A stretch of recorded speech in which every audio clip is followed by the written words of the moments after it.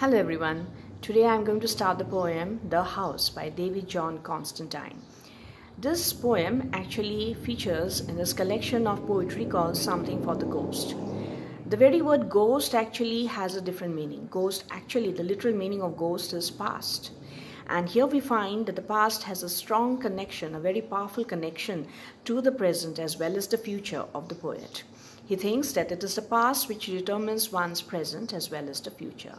Through the imagery of the house, he is describing two houses here in the poem. One in the past, where he had resided when he was young, and the other one where he is currently residing. That is what is described in the poem. And actually both the houses, they might be different. They are in different locations, but they are connected. And that is connected through memories, through certain theories, through certain ideas, and through certain relationships. Okay, so let's begin the poem now. You won't forget the house, will you? I never will. The south wind rattled the sash, and the rain came in on the sill. And the wind denuded the moon, while white and the white of the tide, wheeling into the wind, lifted, showed, and frayed. So what is he saying here? He says, you won't forget the house, will you? I never will. The first two lines is very emphatic. He very strongly says that I will never forget the house where I had lived in the past. Will you forget? I will not. The south wind rattled the sash, and the rain came in on the sill. He's describing the house here, the house where he had lived in the past. It was near the seashore, and it was a south wind which was blowing around it. And the rain pelted a lot. It was raining. It used to pour a lot when he was in that house. And the rain fell on the window sill. What is the sill? Sill is the ledge, It is a ledge in front of a window. Okay? And the wind denuded the moon, white and the white of the tide, wheeling into the wind, lifted, showed, and frayed. And the wind denuded the moon. What does denuded mean? It means revealed. It means showing. When the clouds would be parting at night, the moon's face would be seen. So that is how he's describing the beauty of the house. You will find a lot of nature imagery is being used here to describe both the houses. White and the white of the tide. The moon was looking white, and the sea waves were also white. And it was wheeling into the wind. Wheeling actually refers to movement of the wind. And the wind was lifting, and it was showing, and it was frayed. What are frayed? Frayed means broken. The waves used to break against the seashore. Okay? And the sun came out on the sea, and all that way across easily found the house, the bed, and looking glass.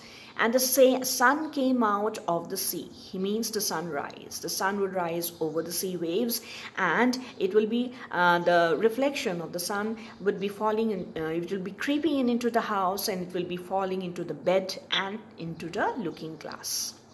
Now the imagery of the looking glasses has been repeated in both the houses. The bed also is repeated, but the looking glass has a different significance. Why? Because it is used in a very omniscient pattern. What is omniscient? Omniscient means all-seeing. He's seeing everything.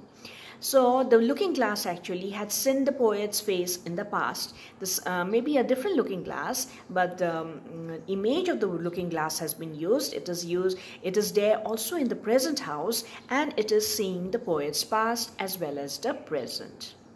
So the image of the looking glass has been used in a very omniscient manner.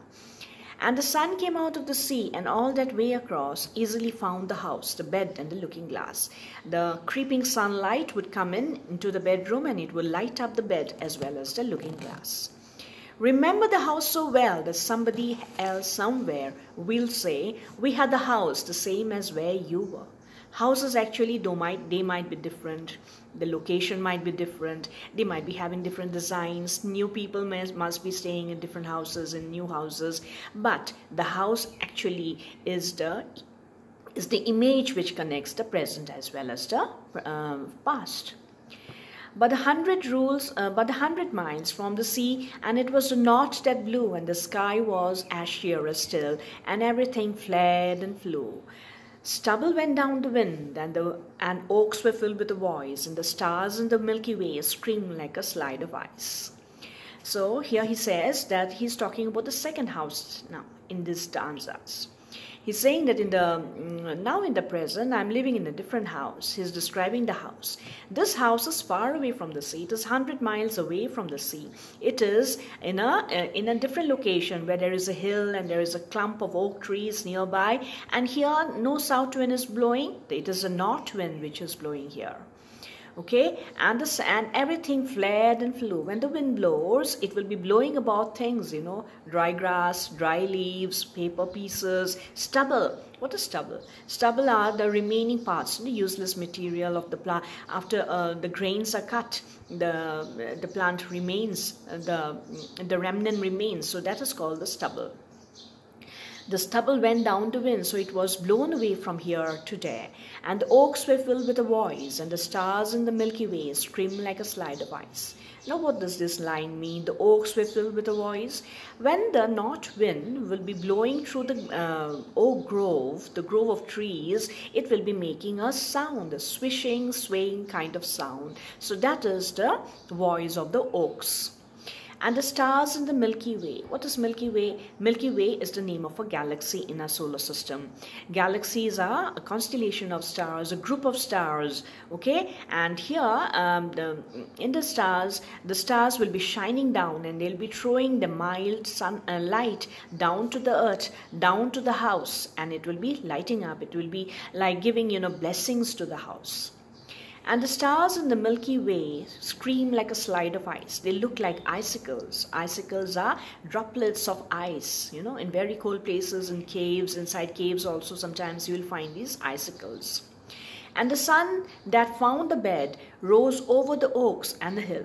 Here in the second house, where does the sun rise? There is no sea here. So it will be rising above the hills, rising from among the hills and the oak trees. But the house was surely the same except for the sash and the sill. You can say that these houses are almost the same. The house of the past and the house of the present, they look almost the same.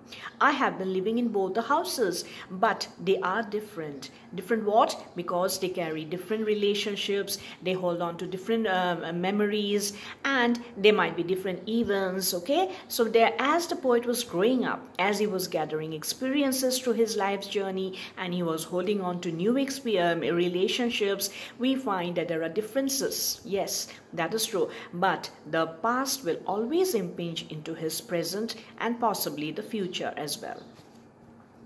So everything is the same here in both the houses except for the sash and the sill. Sill is a part of the window. Sash is also the part of the window. Sash is the border where the window pane has been embedded into the window. And there was a looking glass, and though they were mine and hers, the faces shown by the sun might have been yours and hers. So here again he's saying that again the image of the looking glass has been brought in.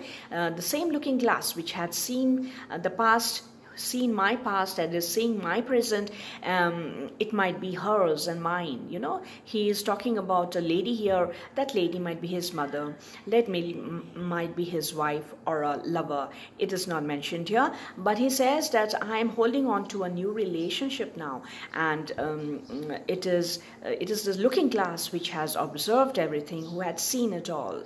And now after we leave this house, maybe there might be different people coming to living here, and there might be other relationships, but whatever remains is my memory. The memory of my past will always be there in my present.